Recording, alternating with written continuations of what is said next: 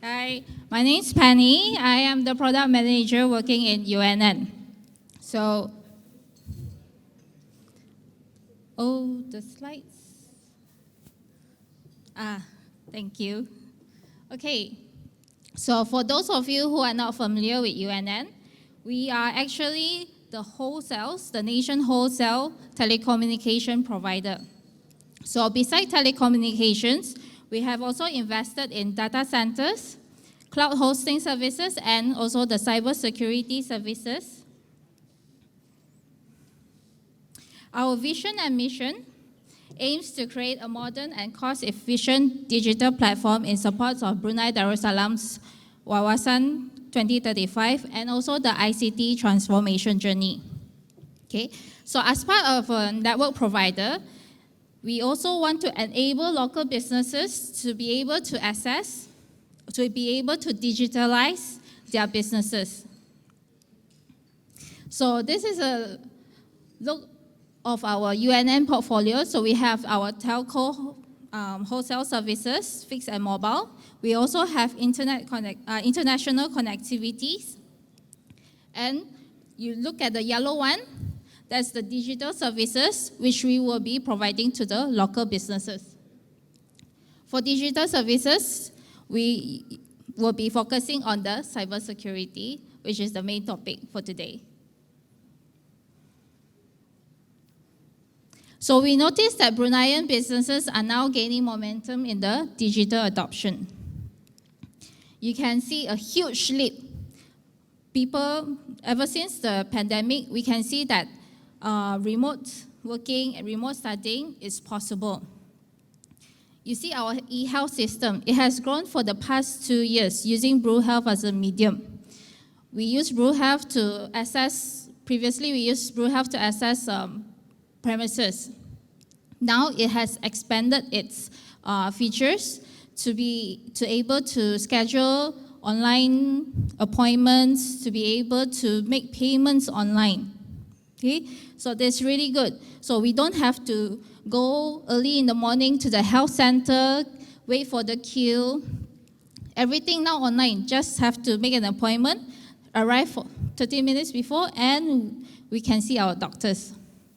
Okay, so even businesses, okay, we have seen supermarkets like Huaho, SuperSafe, they are also adopting the digital social media, promoting their products and services in IG. We also see home businesses, bakeries, promoting their services in Facebook, IG, okay? And even digital payment, that is something that's really helping us with our digital economy. So it helps us to reach more potential customers. But with this, these companies also has their digital assets exposed. We are open up to risk of cyber attacks. So when a cyber attack occurs, what will happen? Okay, we will have financial losses, okay, operational disruptions. It will alter our business practices. Our services will not be available. The target companies will suffer downtime. And most important, dissatisfied customers. Okay? We also have theft of valuable, sensitive information, your customers' information, or even medical records. Your company's intellectual property, it can all be stolen, okay, during a cyber attack. IT equipment like PBX, okay, because PBX is IP driven, so hackers can make use of this, hack into your PBX, make international call. Then at the end of the month, you will receive a hefty bill. Oh my goodness, when did I call these people? Okay, so sometimes we don't even know that we are being attacked. These are some of the common threats that businesses are facing right now. The common one, phishing. Okay, previously we have email phishing. Now they have grown. Email, voice, SMS, QR codes. But for today's presentation, I'll be focusing on DOS and DDoS, which is denial of service and distributed denial of service, and also poorly written software. So companies can actually take proactive steps to mitigate DDoS attack before it appears. Okay, let's take a look at how DDoS look like. You look at the green one, the green section. So usually customers will send requests to the target servers, okay, and the target servers will receive the request and process the user's request. But if there's a DDoS attack to the target server, what happens? The customer's request will not be able to reach the target server, or it will be delayed. So it's like a traffic jam. Okay, your traffic, your car, you want to go to destination A, you're blocked by a lot of cars in front. So you get stuck. Okay, you will eventually reach there, but not at your desired time. Okay, it will take longer. Or you give up the traffic off, or the server, it will be too full. There's a lot of requests already, cannot take in any more requests. So your request will not be accepted. Okay, so the customer's request will not reach the server. So what is DDoS attack? What are the components that make out a DDoS attack? So the hacker will have the control and command server. The control and command server is used to control the army of botnets. Okay? Botnets are actually malware-infected devices. It can be just an ordinary laptop or your IoT devices or your work devices. Most of the time, the owner of the operating system won't know that they are botnet. They have malicious virus inside their PCs. Okay, but their machines are the one sending DDoS, launching DDoS attack to a target server.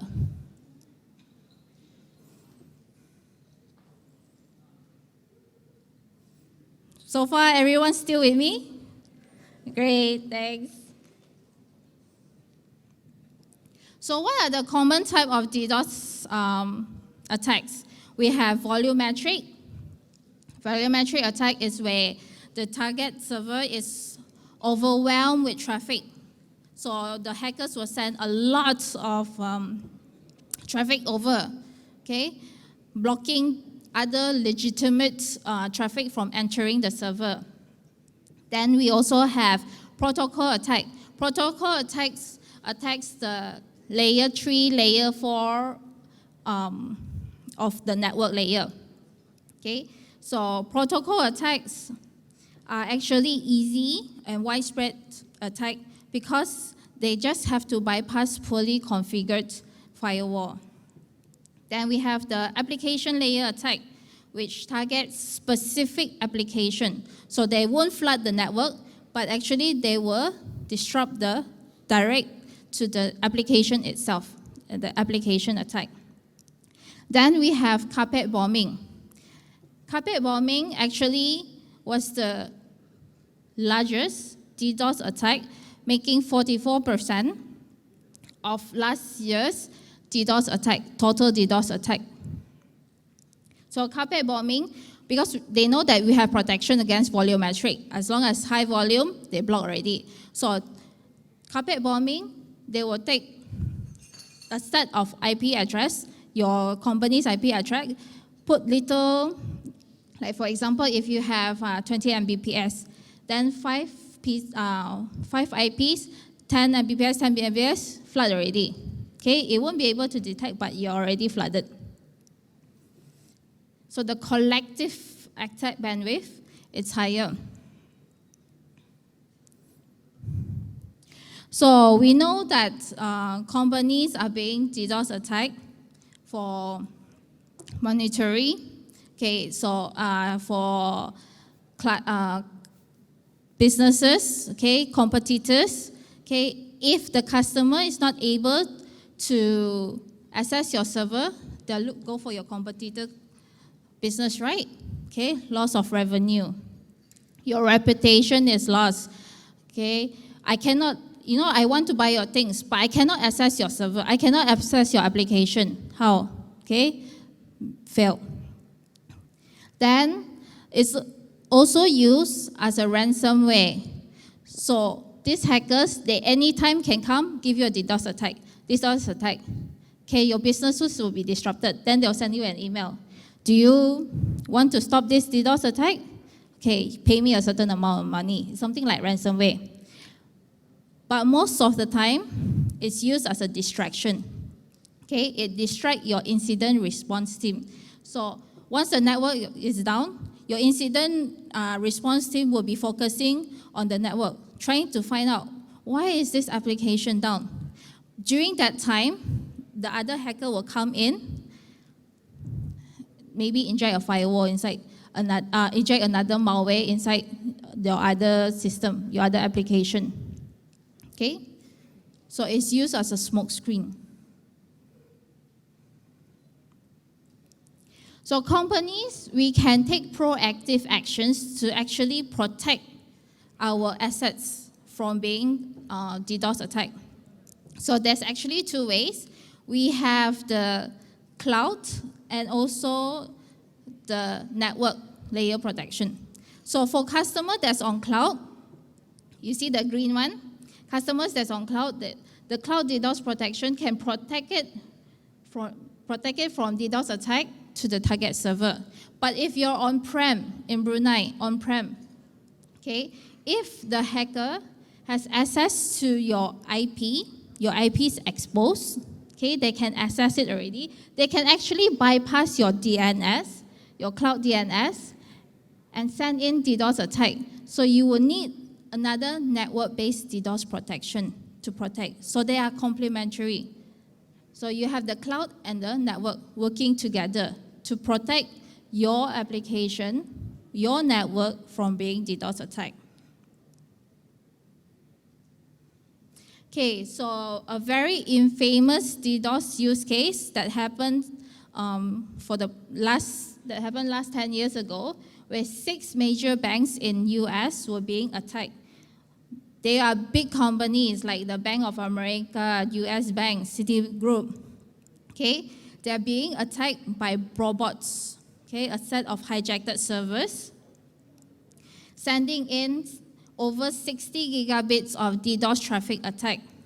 So this attack have a huge impact on the banks, okay, in terms of revenue, mitigation expenses, customer service issues. The bank's branding and image was also affected. Somewhere closer, year 2021, an e-commerce company in India had to reschedule their event, their live event, because they got attacked by DDoS. Okay, there was an outage for 45 minutes. Another use case, it affected the company's reputation badly, especially since it's an e-commerce website.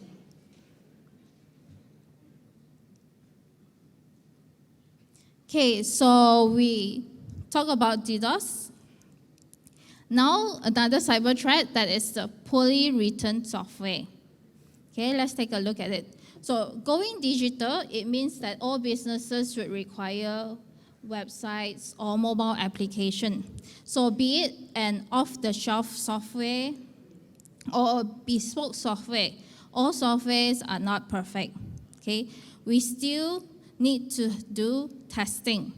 So penetration testing helps to identify the vulnerabilities in the application itself before they are exploited.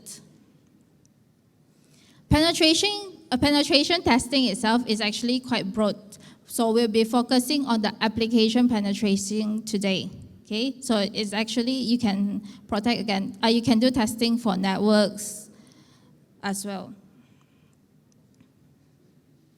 So penetration testing, also known as pen test or ethical hacking, is an authorized, meaning you give permission, okay, for the attackers, the hackers, to stimulate cyber attacks on your computer systems to perform or to detect exploitable vulnerabilities in the system, and to make sure that you make appropriate security measures to secure your data.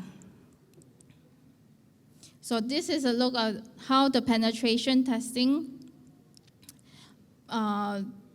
detects flaws. So they will do, it's actually a pre-testing, okay, before you get, hopefully you don't get attacked. So one of the questions that's regularly asked by pen tester is, what type of testings do you want? Do you want white box, gray box, black box? Okay, so what's the difference between these three? Black box will be how a hacker will attack your system. Okay, so it will try to attack your system without having any knowledge about your system. It will have normal coverage. You can complete it very fast. 1 day also can. Okay, it's the least expensive one, but it's only protecting your outside, the outside perimeter. Then we have the gray box, which is the most common penetration testing. It will have a deeper, wider coverage. They will have access to the application itself, but it will take time and it will be more expensive. But you will discover more vulnerabilities. White box testing is more extensive, but this is usually if the application is built by your own developers. Okay, so your own developers, because this one is more on coding, so it's more extensive. They will check your coding, source code, to see whether there's any gaps. Okay, and of course, more vulnerabilities found compared to the black box or the gray box. So what's next? Of course, to find a reliable penetration tester. Okay, first, of course, pricing. But pricing, we have to compare. Okay, we can't just get the cheapest one. There's a few criteria that we need to take into account as well. One would be the certifications. Do they have, the pen testers, do they have the necessary certification, especially practical certifications like the OSCP, OSCE? I'm not going to go into details about that. Those are practical penetration certificates that is a must for any credible penetration testing resource. Okay, CEH, the ethical hacker, it's not practical, so not really counted. Then the scope of work, is it detailed enough? How many people are they assigning? What does the people do? Do you have a detailed plan, timeline of what are the things that they're gonna do? Okay, usually for penetration testing, they will do automated tool scanning and also manual hacking. Okay, so it's actually a bit higher than vulnerability scan. What are the technologies used? What are the tools that they use? Is it up to date? Processes. Are the processes detailed enough? Okay, what's the first thing they're going to do? Second thing, the timeline. Okay, with all the different processes, is it detailed? Industry expertise. So if you're a bank, of course you want to find a penetration tester that has experience in the banking industry.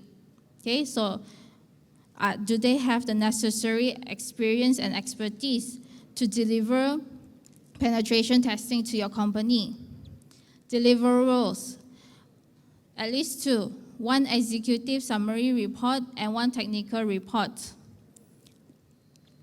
The executive summary reports, is it detailed enough? Would my board of directors be able to understand the report? Okay, the summary report. Technical reports, the technical findings, the supporting evidence. Okay, what's the risk, impact, and likelihood? And mitigations, how to mitigate against it. So these are the important things that needs to be inside the reports. Okay, and also whether they provide aftercare. They find you, they brief you after a month or two, they check, have you already proceeded with the mitigation? Okay, otherwise you do the mitigation and that's it. Nothing, you receive the report and leave it there? No, so as a good penetration tester, they're gonna find you, they're gonna ask you, maybe they give free second testing for you guys, okay, to check whether the proper security controls are in place.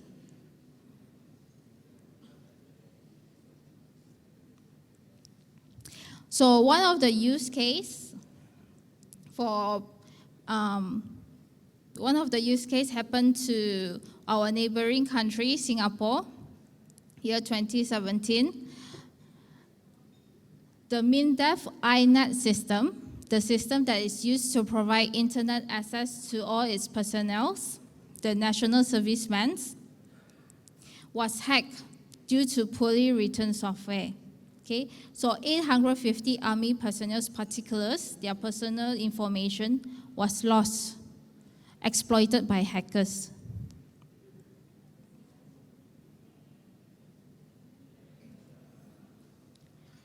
So what's next?